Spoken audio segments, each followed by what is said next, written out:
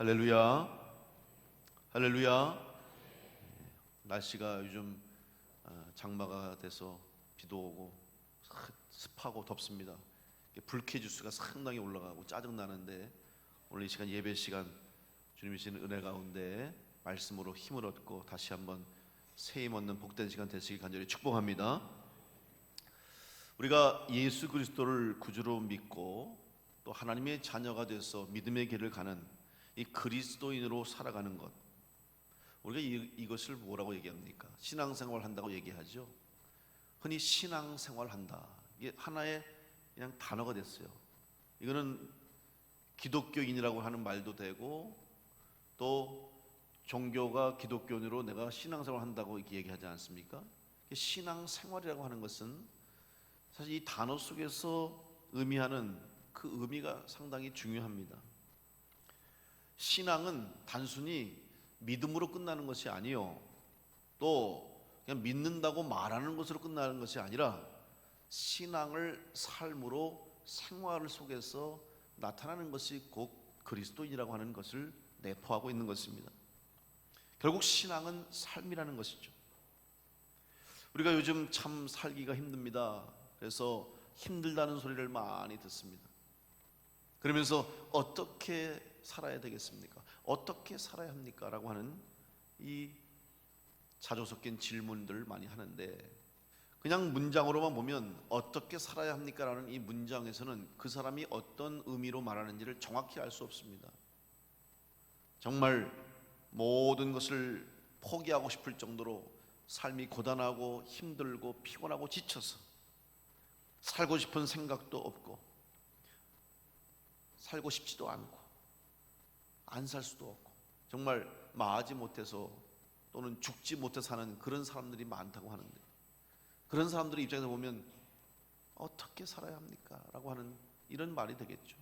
그러나 그럼에도 불구하고 주어진 나의 삶 속에서 내가 최선을 다해서 나의 삶의 목표와 내가 가진 삶을 의미 있게 또 뜻있게 살아가려고 어렵지만 힘들지만 정말 열심히 살아보겠다고 하는 사람은 어떻게 살아야 하겠습니까? 라고 하는 그 질문을 또한 던질 수 있겠죠. 이 세상의 모든 사람들이 어떻게 살아야 할까라고 하는 이 질문을 가지고 사는데, 특별히 우리는 그리스도인으로서 우리의 심령 속에는 항상 어떻게 해야 그리스도인다운 삶을 살아갈 수 있겠습니까? 라고 하는 이 부담스러운 질문을 또한 우리는 품고 살아가고 있습니다. 특별히 우리는 신앙생활을 하면서 혼자서 신앙생활을 할 수 없습니다. 내가 혼자, 또 나 혼자만의 구원, 나 혼자만의 또 영적 생활 필요하고 중요하지만 완전하지 않습니다. 그리고 그것으로는 모든 것을 다 이룰 수가 없어요. 반드시 함께하는 신앙생활을 해야 됩니다. 그래서 하나님께서는 이 땅에 교회를 세워주셨습니다.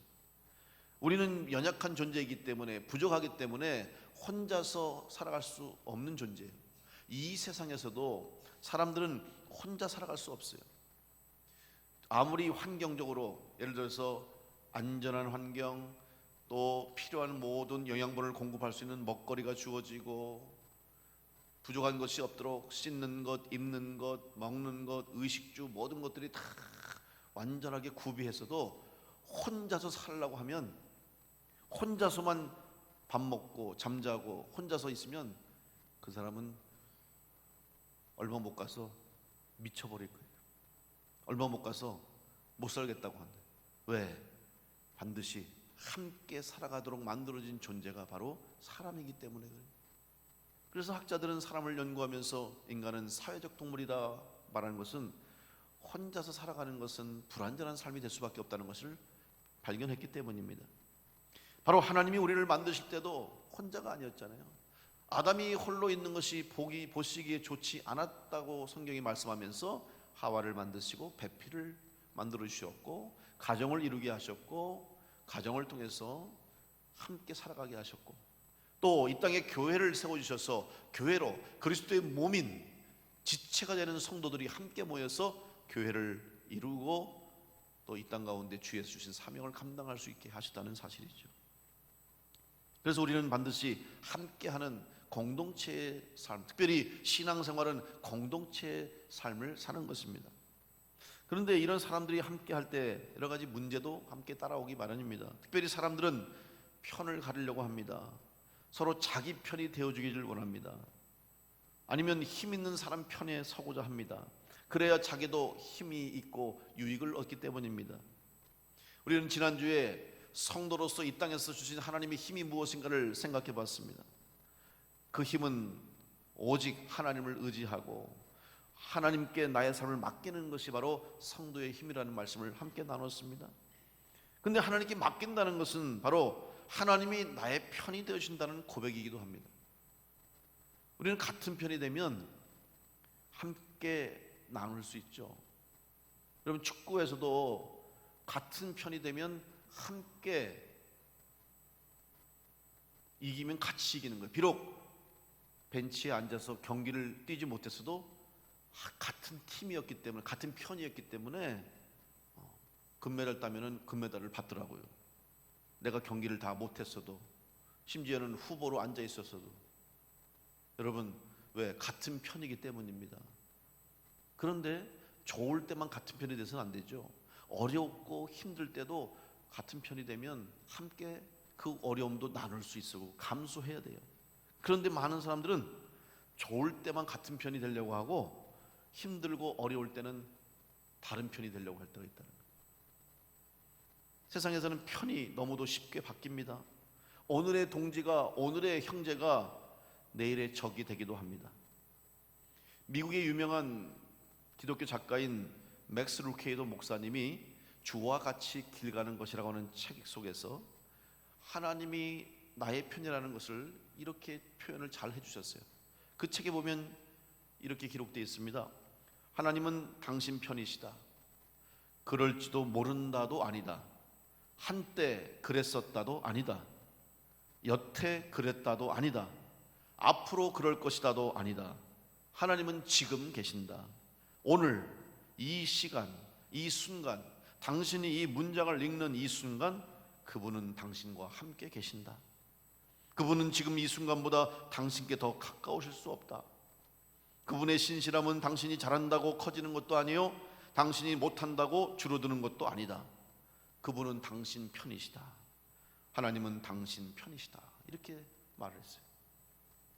오늘 이 맥스 루케이도 목사님의 고백처럼 여러분, 하나님은 여러분의 편인 줄로 믿으시기 바랍니다. 믿으시기 바랍니다. 한번 따라해 보세요. 하나님은 내 편이다. 하나님은 내 편이다. 이 말씀을, 이 믿음으로 고백하시길 간절히 축복합니다. 하나님이 내 편이라는 거예요.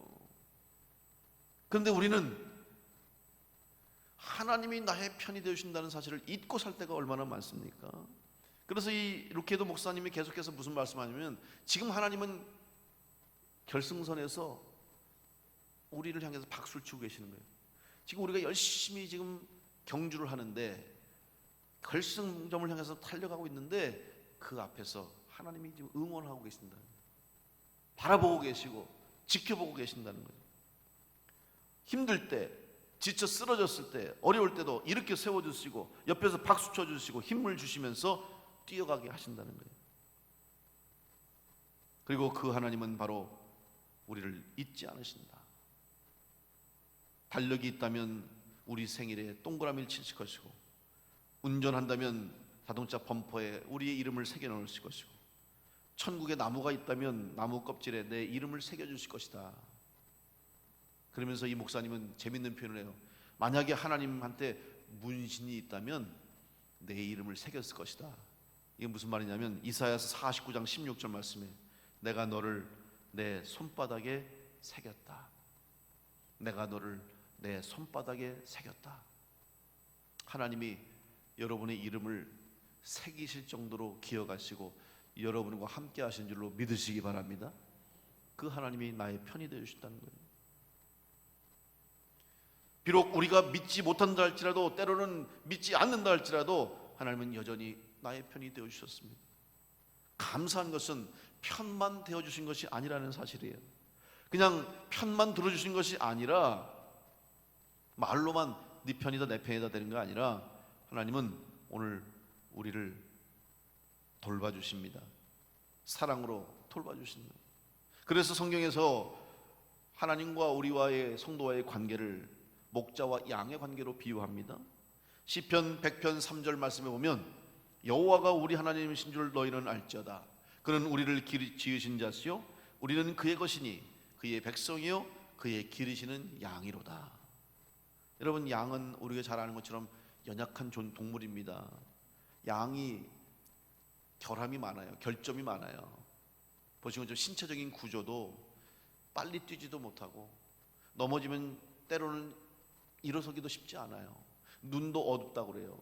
그래서 멀리 있는 거 보지도 못하고 그 혼자서는 살아갈 수 없는 동물이 양이. 그래서 항상 양은 떼로 다니잖아요. 양떼로.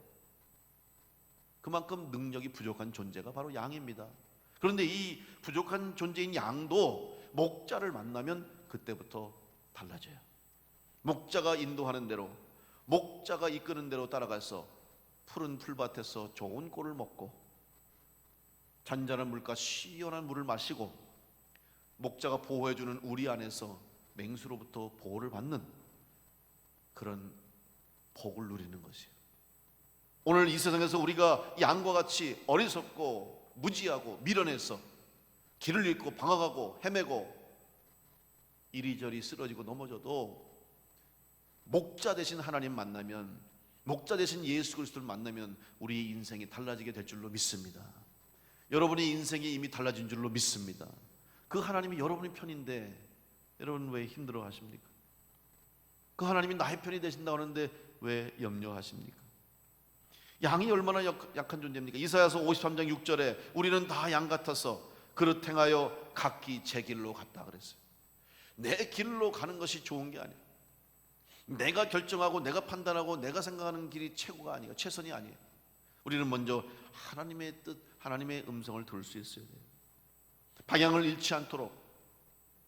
내가 생각하는 방향이 전부가 아니에요. 내가 원하는 방향이 옳은 방향이 아닐 수도 있어요. 먼저 목자 되신 하나님의 뜻을 따를 수 있어야 돼요. 그래서 목자가 듣는 그 부르시는 음성에 들을 수 있어야 되는 거죠. 우리를 지키시고 돌봐주시는 하나님에 대해서 시편 121편에 보면 신앙의 고백이 그대로 나옵니다. 내가 산을 향하여 눈을 들리라. 나의 도움이 어디서 올까? 나의 도움이 천지를 지으신 여호와에게서로다. 여호와께서 너로 실족하지 않게 하시며 너를 지키시는 자가 졸지 아니하시리로다. 이스라엘을 지키시는 자는 졸지도 아니하시고 주무시도 아니하시리로다. 여호와는 너를 지키시는 자시라. 여러분, 하나님은 오늘 우리의 편이 되어주시고 우리의 목자가 되어주셔서 여러분과 함께 하시고 여러분을 지키시고 보호하시는 줄로 믿으시기 바랍니다. 이 믿음이 있을 때 우리는 세상에서 힘들어도 어려워도 살아갈 이유를 얻게 되는 것입니다. 히브리서 13장 6절 오늘 말씀에 뭐라고 그랬습니까?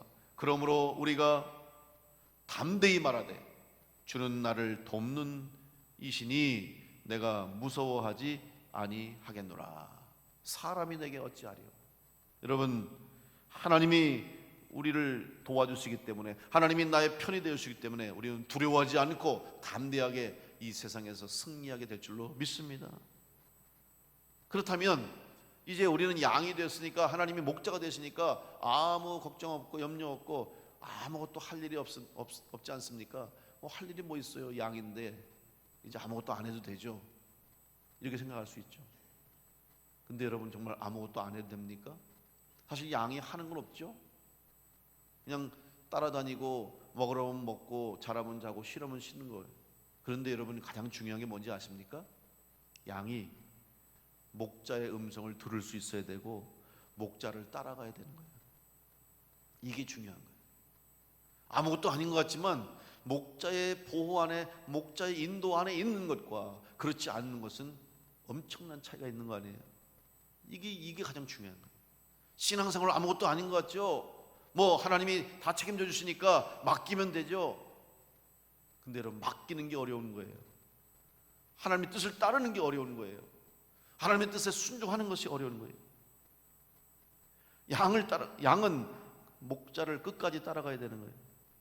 목자의 인도를 벗어나고 목자의 손길을 벗어나는 순간 그 양은 더 이상 보호를 받을 수가 없고 더 이상 맹수의 위협으로부터 또 좋은 꼴과 좋은 물을 마실 수 있는 은혜를 누리지 못하는 거예요. 아무것도 아닌 것 같지만 목자를 따라가는 것이 가장 중요한 거예요.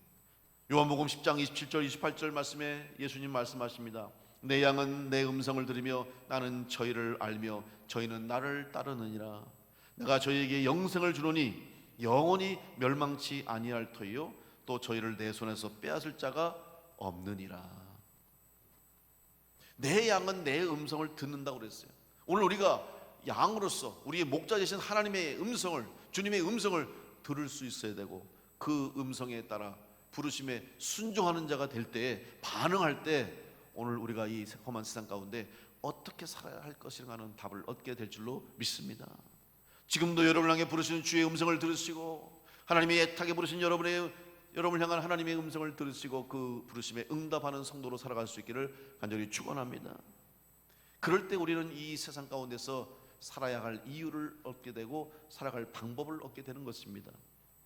그렇다면 좀 더 구체적으로 어떻게 살아야 온전한 하나님의 백성, 주님의 택하신 양으로 살아갈 수 있을까?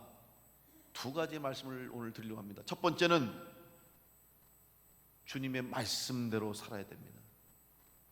예수 그리스도를 믿고 따르는 삶은 제자의 삶이라고 말합니다. 제자는 스승을 닮아가는 것입니다.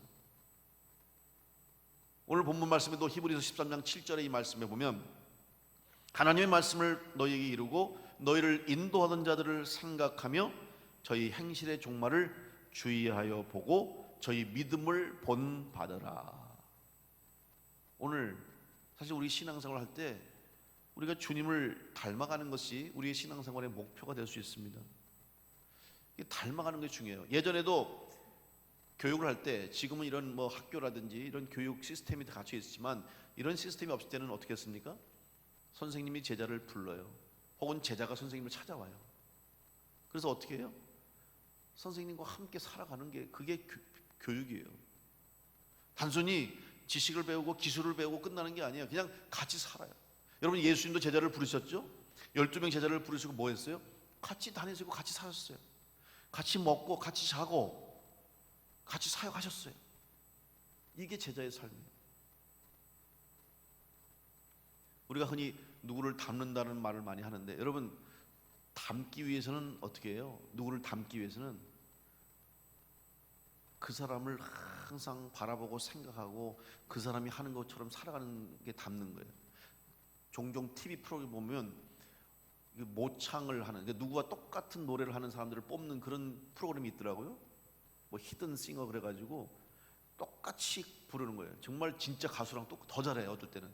근데 그 사람들 얘기 들어보면 자기는 저 가수가 너무 좋아서 그냥 매일매일 그 사람 노래 듣고 그 사람 어떻게 살아가는지 관심을 갖고 그 사람을 좋아하고 그 사람을 사랑하고, 그러니까 이 사람이 노래를 따라하는 거예요. 그 사람 목소리처럼 따라하고 그 사람 노래처럼 하고 그 사람의 삶을 같이 사는 거예요. 그러니까 닮아가더라고요. 또 세상에서 닮는 사람이 있죠. 특별히 가족들이 닮아요. 자녀들은 부모님을 닮는데 부모님으로부터 신체적인 이 DNA를, 유전자를 받아가지고 희한해요. 가르쳐주지 않았는데도 어떻게 그렇게 똑같이 하는지. 때로는 나는 저런 거 좀 성격을 고쳤으면 좋겠는데 하는 그 성격까지 똑같이 닮아. 왜? DNA가 있기 때문에 그런 거예요. 그런데 희한한 신비로운 게 있어요. 이거는 자식들은요, 부모와 자녀들은 피가 같기 때문에, 피를 나누기 때문에 성격도 비슷하고 성질도 비슷하고 여러 가지 외모도 비슷하지만 피 한 방울 안 섞인 부부들은 왜 닮는지 모르겠어요. 여러분 부부가 서로 닮았다는 얘기 들어본 적 있어요? 없으신 분들은 조금 문제가 있는 거예요. 왜냐하면 생각해 보세요. 하루 이틀도 아니고 1, 2년도 아니고 10년, 20년, 30년 사는데 안 닮는 게 이상해. 물론 본인들이 조금 기분 나빠하는 경우가 있어요. 서로 닮았다 그러면. 그런데 닮았어. 왜? 같은 음식을 같이 먹죠. 같은 집에서 살죠. 같은 환경에서 살죠. 같은 일을 만나고 집안에 무슨 일이 생기면 같이 상의하고 같이 가고 이러니까 닮을 수밖에 없는 거예요. 왜? 함께 하기 때문에 닮는 거예요. 오늘 여러분이 주님을 닮기 원하신다면 주님과 함께 하시기를 간절히 축원합니다. 하나님과 함께 하시기 바랍니다. 그래야 닮아가는 거예요. 주님을 닮는다고 말하면서도 하나님으로부터 멀어지고 하나님부터 점점 거리가 있으면 닮아갈 수가 없는 거예요. 이 가까운 게 상당히 중요해요.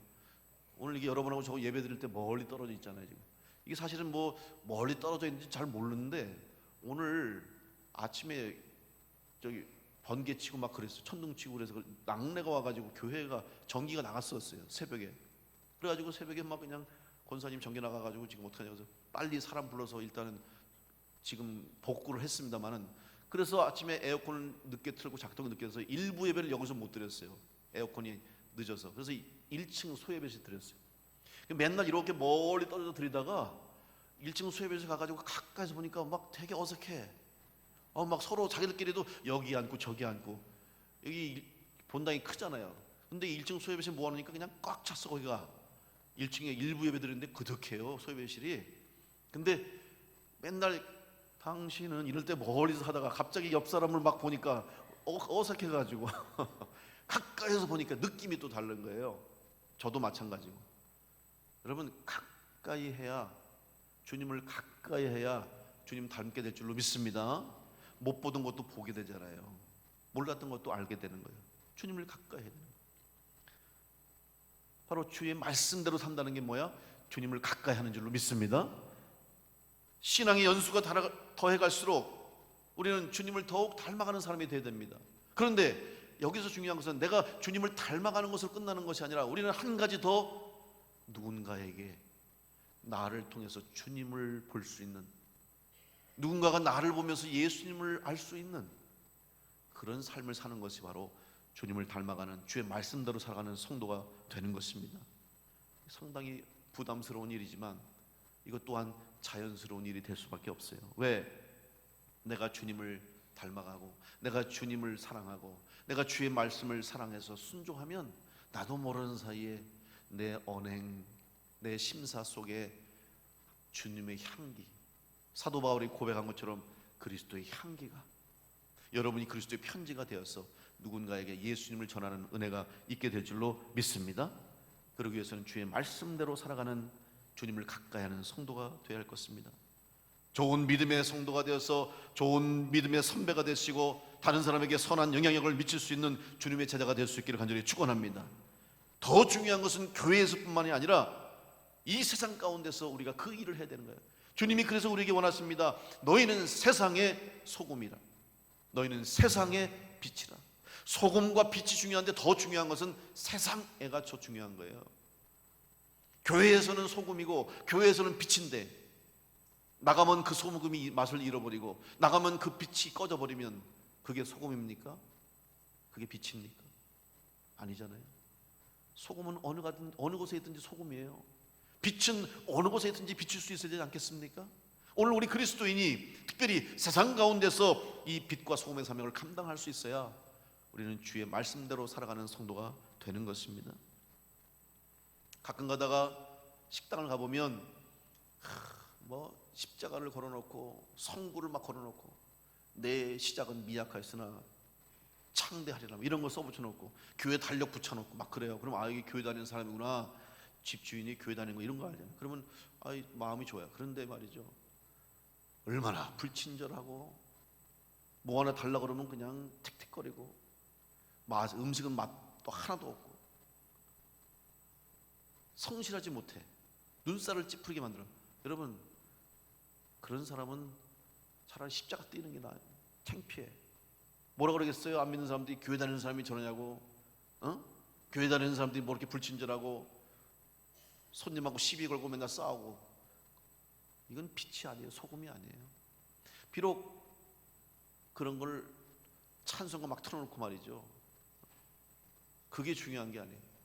그것도 중요하겠지만 더 중요한 것은 내 삶으로 주어진 자리에서 내가 하는 일에 최선을 다하고 내가 하는 일에 어느 곳에 있든지 그 일에 기쁨으로 감사함으로 그 일을 감당할 때 나를 보는 사람들이, 나를 대하는 사람들이 자연스럽게 예수님을 알 수 있도록, 예수님의 향기를 알 수 있도록 그렇게 사는 것이 정말 주님을 나타내는, 주의 말씀에 순종하는 삶을 사는 성도가 될 줄로 믿습니다. 미국 서부에 유명한 햄버거 집이 있어요. 인앤아웃이라고. 혹시 여러분 가보신 분이 있을지 모르겠어요. 이건 여러분 대표적인 미국의 체인점, 햄버거 체인점은 뭐 맥도날드라든지 뭐 버거킹 뭐 이런 것들은 다 전 세계에 다 있잖아요. 근데 이 인앤아웃은 그렇지 않아요. 미국 서부 중심으로 해서 많지 않아요. 저렇게 인앤아웃이라고. 여기 왜 인앤아웃인지 압니까? 나중에 설명드릴 텐데, 저 햄버거 집이 상당히 맛있어요. 그래서 미국에 가서 특별히 이제 LA 중심 서부 지역에 사는 사람들한테 너 인앤아웃 햄버거 좋아해? 물어보면은 뭐라는지 아세요? 아, 좋아한다고. 다 좋아. 햄버거 안 좋아하는 사람도 인앤아웃 햄버거는 좋아해. 왜 그런지 아십니까? 이유가 있어요. 한번 보여주세요. 그 다음 사진. 맛있게 생겼죠? 죄송합니다. 배가 고픈데. 예. 그냥 얼핏 보면 뭐 똑같은 햄버거일 거예요. 그죠? 근데 왜 다른지 아세요? 이 햄버거 집이 1948년도에 이 캘리포니아의 볼드윈 파크에서 그 드라이브 스루라 해서 왜 자동차로 가서 이렇게 사가지고 가는 이 햄버거 집 처음으로 드라이브 스루를 시작했던 가게인데, 이 운영 기업주의 이 소명이 있어요. 이 사람들이 신조가 있어. 뭐냐? 그날 만든 재료로 그날 판다. 근데 여러분 그게 쉽지 않아요. 대부분의 햄버거는 어때요? 이 햄버거 패티, 고기를 다 미리 만들어 놨다 냉동실에 넣었다가 꺼내서 다 굽는 거예요. 그리고 프렌치 프라이, 감자도 다 냉동됐다가 튀겨 먹잖아요. 근데 이 집은요, 그날 구워 만들 햄버거 생 얼리지 않은 거예요. 이 집에는 냉동고가 없어. 냉장고는 있는데 반드시 100% 소고기를 가지고 그날 구워서 그날 만들어 팔아요. 그리고 감자를, 그 집에 가면요, 가게마다 매장 잘 보이는데 가운데다가 기계를 갖다 놔. 우리나라 냉면 뽑듯이 감자를 넣고 기계를 눌리면 그 프라이가 그냥 잘려지면서 바로 밑에 기름으로 떨어져. 그래서 바로 생감자를 튀기는 거예요. 그러니까 얼마나 맛이 좋은지. 저도 가서 먹어봤어요. 사진 한 장 보여드릴까요? 죄송한데 저렇게 맛있게 먹었습니다. 제가 미국에 살 때도 자주 먹었지만 미국 가게 되면 꼭 저렇게 먹어요. 왜? 너무 맛있어. 우리 한국 사람들이 좋아하는 거예요. 그래서 한국에 좀 안 들어오나? 근데 이상하게 안 들어. 왜 그런지 아세요? 이분이, 이 기업을 하시는 분이 크리스찬인데요, 자기들은 이렇게 사업을 확장해가지고 돈 많이 버는 거 중요한 게 아니다. 하나를 팔아도 맛있는 햄버거 하나를 먹어도 맛있게 먹을 수 있도록 하자. 그런 신조를 가지고 해서 확장을 막 안 해. 그래서 막 우리나라도 막 팔라 그러니까 팝업 스토어 1년에 막 하루 문 열고 막 이런 식으로 해서 지금 이제 근데 언젠가는 들어오겠죠. 그럼 제가 여러분 하나씩 사드리겠습니다. 근데 박수 치네. 큰일 났네. 근데 이 창업주가요, 크리스찬이에요. 그래서 제가 처음에 미국에 갔을 때 먹었을 때는요, 이 냅킨에 요한복음 3장 16절이 John 3:16이라고 써 있었어요. 성경 구절도 써 있어. 그래서 나는 이분이 예수 믿는 사람인 걸 알았는데 어느 순간 냅킨에서 그 지워졌더라고. 그 다음에 컵 뒤에 보면 컵 뒷받침에다가 John 3:16 요한복음 3장 16절을 적어놓은 거예요. 왜 그런가 생각했더니 교회 안 다니는 사람들 많이 파는 게 중요한 게 아니라 혹시 불편할까봐, 혹시 다른 종교를 가지고 또 거부감을 가진 사람들이 그것 때문에 불편할까봐 하고 그걸 없앤 대신에 여기저기 보이지 않는 데다 다 심어놨어. 이게 무슨 말이냐면, 물론 드러내놓고 성경 구조를 내놓지 않지만은, 드러내놓고 그들에게 복음을 전하지는 않지만, 나는 이 물건을, 이 음식을 팔아서 예수님께서 이 세상 가운데서 소금과 빛이 들어가는 사명을 감당하는 그런 사업을 하겠습니다라는 이 창업주의 그 기업 창업 의지가 거기에 박혀 있는 거예요. 그리고 얼마나 종업원들한테 잘해주는지요. 종업원들이 이직을 잘 안 하는 대로 유명해요. 그리고 오른손이 하는 것을 왼손이 모르게 하라는 것처럼 보이지 않게 선행도 많이 하는 그런 기업이 됐어요. 여러분, 이런 기업이, 이런 삶을 사는 것이 소금의 삶을 사는 것이고 빛의 삶을 사는 거예요. 겉으로는 화려하고 겉으로는 드러내놓고 하나님을 믿는다고, 예수를 믿는다고 이야기하면서 삶은 전혀 다른 삶을 산다면 그것은 오히려 하나님의 영광을 가리는 것이 될 수밖에 없습니다. 오늘 여러분이 정말 주님의 마음을 품고 주님의 말씀대로 사는 성도가 되기 원하신다면 여러분이 어떤 일을 하시든지 어떤 곳에 있든지 그곳에서 최선을 다하고 주님께 하듯이 주님 앞에 서 있듯이 그렇게 살아가는 성도가 될 수 있기를 간절히 축원합니다. 어렵습니다. 쉬운 거 아니에요. 그러나 우리는 그렇게 해야 됩니다. 여러분, 그렇게 할 수 있습니다. 왜? 하나님과 함께하면, 하나님 말씀대로 살아가면, 순종하면 그렇게 하게 될 줄로 믿습니다. 성령의 능력으로, 성령의 도우심으로 오늘 그렇게 될 줄로 믿고 주의 말씀대로 살아가는 성도 될 수 있기를 간절히 축원합니다. 마태복음 22장 37절 38절 말씀에 예수께서 가라사대 내 마음을 다하고 목숨을 다하고 뜻을 다하여 주 너의 하나님을 사랑하라 하셨으니 이것이 크고 첫째 되는 계명이라. 주님께서 두 계명을 주셨는데 바로 첫 번째 계명, 하나님을 사랑하는 자가 될 때 하나님 말씀에 순종하고 말씀대로 살아가는 성도가 될 줄로 믿습니다. 사랑하는 사람의 말은 잘 듣잖아요. 사랑하는 사람의 말에는 관심을 갖습니다. 사랑하는 사람의 말은 귀를 기울이듯이 여러분이 하나님을 사랑하신다면 하나님의 말씀대로 살아가고 말씀대로 순종하는 성도가 될 줄로 믿습니다. 그 하나님을 사랑하는 바로 여러분의 편이 되어주시고 언제나 여러분과 함께 하시고 여러분의 이름을 손에 새길 정도로 여러분을 아끼시고 귀히 여기시는 그 하나님이 나의 편이라는 걸 기억하시고 하나님을 사랑하는 성도가 될 수 있기를 간절히 축원합니다. 또 한 가지 방법은 무엇입니까? 이 세상에서 어떻게 살아야 됩니까? 어떻게 온전한 그리스도인의 삶을 살 수 있습니까? 주님의 말씀대로 살 뿐만 아니라 주님의 사랑으로 살아가며 살아야 됩니다. 주님은 제자들에게 말씀하셨습니다. 두 번째 계명을 주시면서 마태복음 22장 39절에 둘째는 그와 같으니 내 이웃을 내 몸과 같이 사랑하라. 여러분, 주님의 사랑, 내 이웃을 내 몸과 같이 사랑하라, 이게 어떻게 쉬운 말이 아닙니다. 아까 말씀드렸던 맥스 루키에도 목사님이 우리 그리스도인이 다른 사람을 대하는 태도가 어때야 될까 하는 것에서 아주 재미있는 또 아주 의미 있는 그런 글을 썼어요. 이렇게 말했습니다. 우리는 오늘 아침 비틀거리는 남자를 비난하지만 그가 어제 구타당한 모습은 보지 못했다. 절뚝거리며 걷는 여자를 판단하지만 그 여자의 신발에 박혀있는 못은 보지 못한다. 무슨 말입니까? 지금 우리가 다른 사람을 보는 모습이 우리가 보는 전부가 아닐 수도 있다는 거예요. 내가 생각하는 게 옳지 않을 수도 있고 내가 저 사람을 판단하는 것이 잘못될 수도 있다는 것을 우리에게 말씀하고 있는 거예요. 그 사람의 속사정이나 그 사람의 아픔이나 말할 수 없는 그 사람이 가지고 있는 그 사람만의 삶의 상처, 또 애환, 고통, 어떻게 알겠습니까?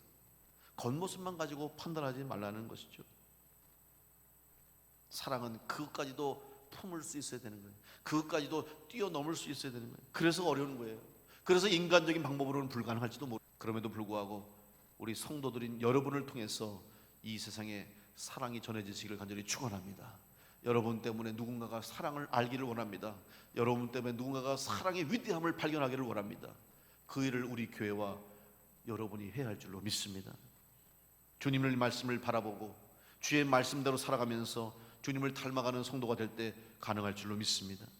비록 세상은 척박해지고 강팍해지고 메말라가서 살아갈 맛이 나지 않는다 할지라도 주님의 사랑을 품고 주님의 사랑으로 이 세상을 사랑할 때 빛을 잃어가는 어두운 세상에 한 줄기 빛이 비추고 맛이 없어지는 살맛이 나지 않는 세상에 살맛 나는 세상이 될 수 있는 귀한 사명을 오늘 우리가 감당할 줄로 믿습니다.